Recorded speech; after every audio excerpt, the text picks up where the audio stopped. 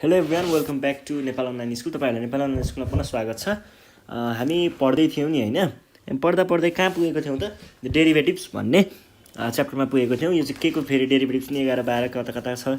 हामी चाहिँ 12 को बेसिक म्याथमेटिक्सको डेरिभेटिभ्स भन्ने च्याप्टरमा चाहिँ पुगेका थियौँ।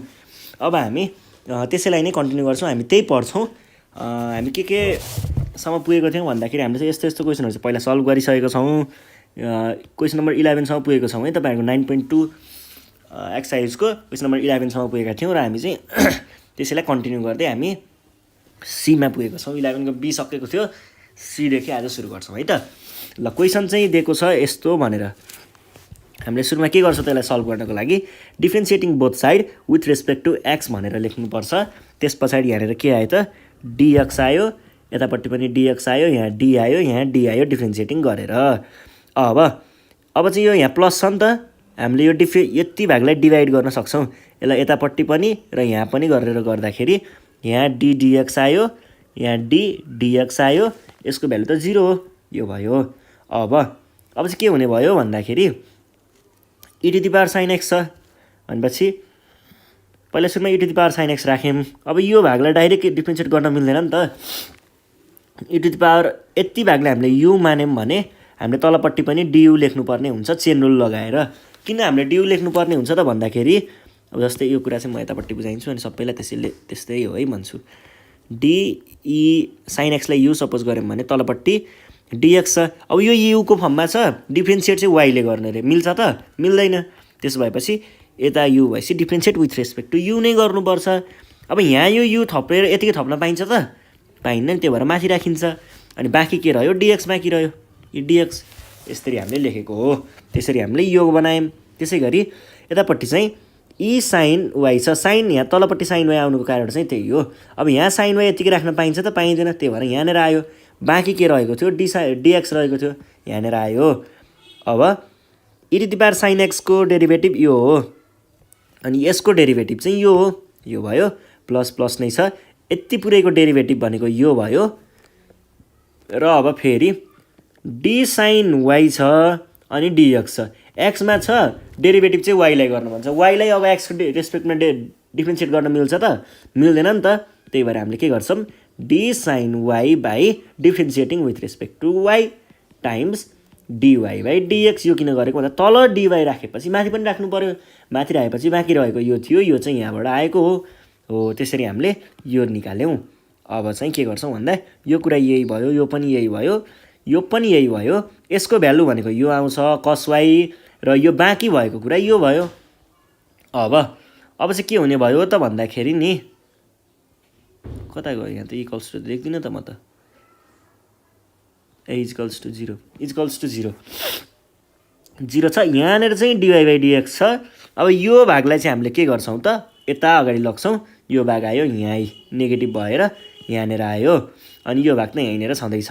dy बाई dx लाई हामीले अगाडि लेख्यौँ है। अब त्यसो हो भनेदेखि क्रस मल्टिप्लाई गरेर यसलाई यहाँ तल ल्याउन पाइन्छ नि। हो, त्यही ल्याएको चाहिँ यहाँ तल आयो। अब यो cos y लाई मैले यहाँ लेखेको छु, यसलाई यता लेखेछु, यसले त फरक पार्दैन होला तपाईँहरूलाई। हो, यति गर्दा गर्दै हाम्रो एन्सर आइसक्यो। सजिलो थियो, केही गाह्रो थियो त? थिएन नि। त्यसै गरी अर्को क्वेसन हेर्छौँ। अर्को क्वेसन चाहिँ यो भयो।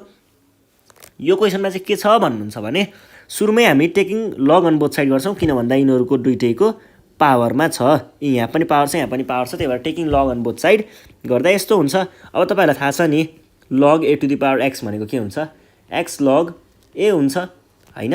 हो, त्यसैले हामीले यहाँनिर के गर्यौँ त? यो y लाई यहाँ ल्यायौँ, यो x लाई यहाँ ल्यायौँ, अरू कुराहरू त ठिकै छ। अब यो भइसकेपछि differentiating both side with respect to x भनेर लेख्नु पर्यो।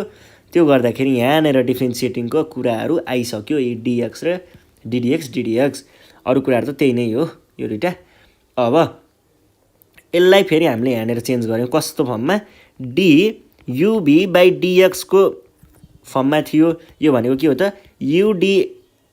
dv by dx plus vdu by dx हुन्छ।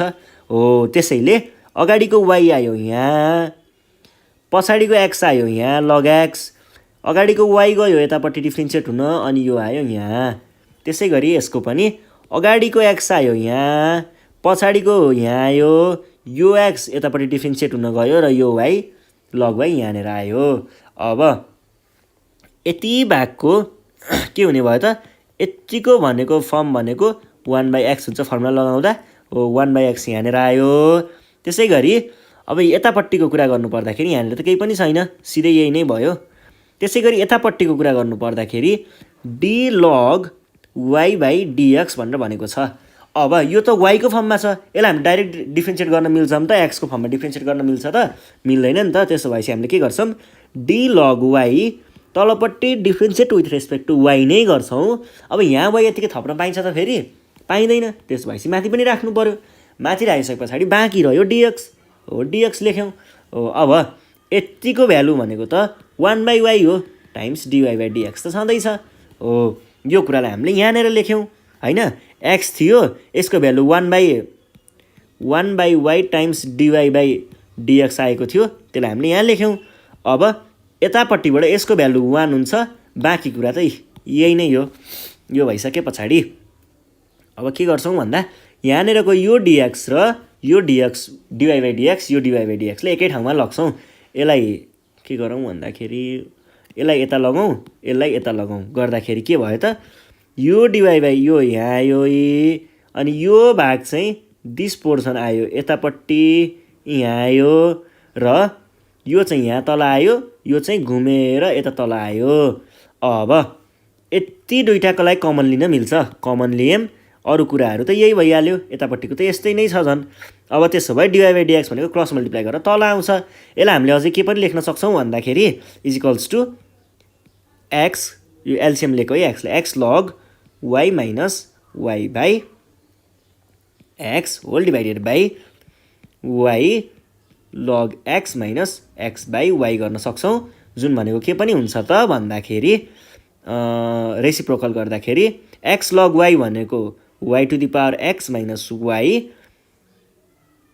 Divided by x to the power y minus x times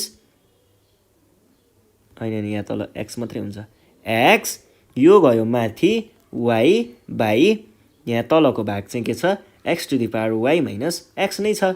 अब मल्टिप्लाई गर्दाखेरि के हुन्छ त भन्दाखेरि y x plus 1 minus y square by x y plus 1 minus x square हुन्छ सकियो है। हो यो भयो। अब हामी हेर्छौँ क्वेसन नम्बर ईमा नि त्यस्तै छ कुरा सिधै माथिपट्टि पावर छ भन्ने बित्तिकै taking log on both side गर्छौँ। लग लियौँ log x sine x log y sine y। अब यो पोर्सन आयो यहाँ यो भाग आयो यहाँ। अब differentiating both side with respect to x भनेर लेख्छौँ। लेखिसके पछाडि डिफ्रेन्सिएट गरेको चिज पनि आइसक्यो यहाँ यी डिफ्रेन्सिएट गरेको कुराहरू यहाँनिर आइसक्यो। अब चाहिँ के हुन्छ भन्दाखेरि यो साइन एक्सलाई हामी अब यो कस्तो फर्ममा छ त duv/dx को फर्ममा छ जुन भनेको के हो udv/dx प्लस vdu/dx छ होइन।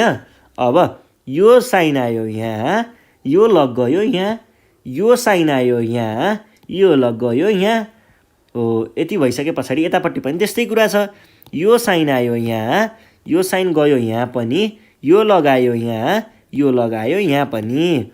अनि अब चाहिँ साइन एक्स त छँदैछ लग एक्सको डेरिभेटिभ यति भागको भ्यालु भनेको 1 हो मल्टिप्लाई गर्दा रह्यो यति सरी 1 होइन 1/x हो गर्दाखेरि यो यस्तो भयो। लगको कुरा यहीँ छ साइन एक्सको डेरिभेटिभ भनेको कस एक्स हो अनि साइन बाई यहीँ छ। अब यो पोर्सनको कुरा चाहिँ मैले भर्खर माथि पनि गरेको छु त्यसरी हामीले के गर्यौँ त तलपट्टि y र dy/dx लेख्यौँ। अब लग y आयो यहाँ अनि यो cos y sine y d sine y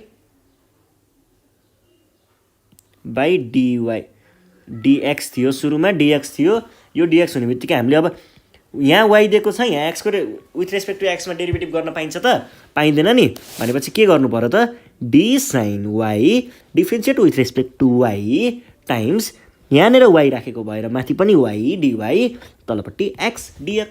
त्यसो भइसके पछाडि हामीले के भन्नु पर्यो त cos y यसको भ्यालु cos y थियो र यतापट्टिको पोर्सनलाई यहाँनिर लेख्यौँ। अब के हुन्छ भन्दाखेरि यो भ्यालु र यो भ्यालुलाई हामीले कमन लिन्छौँ। कमन लिँदाखेरि यसको के हुन्छ भन्दाखेरि नि यो भनेको dy by dx common sin y by y plus log y cos y हुन्छ। त्यही भयो। अनि त्यसलाई हामीले यसो लेख्यौँ, यो इजिकल्स त्यो अगाडिको भयो। अनि त्यसलाई हामीले कमन लिएर अगाडि राख्यौँ अनि यहाँनिर क्रस मल्टिप्लाई गरिदियौँ। सिधै गरिदिएको छु है मैले। sin x यो भागलाई हामीले एलसिएम लियौँ, दुईटामा एलसिएम लिएर यहाँनिर x आयो, त्यसरी नै एलसिएम लिएर y आयो अनि गऱ्यौँ। अब यसलाई हामीले फर्दर के पनि लेख्न सकिन्छ भन्दाखेरि sin x कता गयो हैन, sin x plus x log x cos x by x times y by sin y plus y log y cos y लेख्न सक्छौँ। यही थियो, यति नै थियो। ल सल्भ भयो। यसरी हामीले यो क्वेसनहरूलाई सल्भ गर्न सकिन्छ है त। यसरी नै हाम्रो आजको 11 नम्बरको क्वेसनहरू ए नम्बर, बी नम्बर अनि सी नम्बर, डी नम्बर र ई नम्बर चाहिँ यसरी हामीले सल्भ गरेको छौँ। यति भन्दै आजको भिडियोबाट नेपाल अनलाइन स्कुल तपाईँहरू माझबाट बिदा माग्न चाहन्छ। नेक्स्ट सिरिजमा हामीले क्वेसन नम्बर 12 को तपाईँहरू माझ ल्याउनेछौँ भन्दै बिदा माग्न चाहन्छु। धन्यवाद।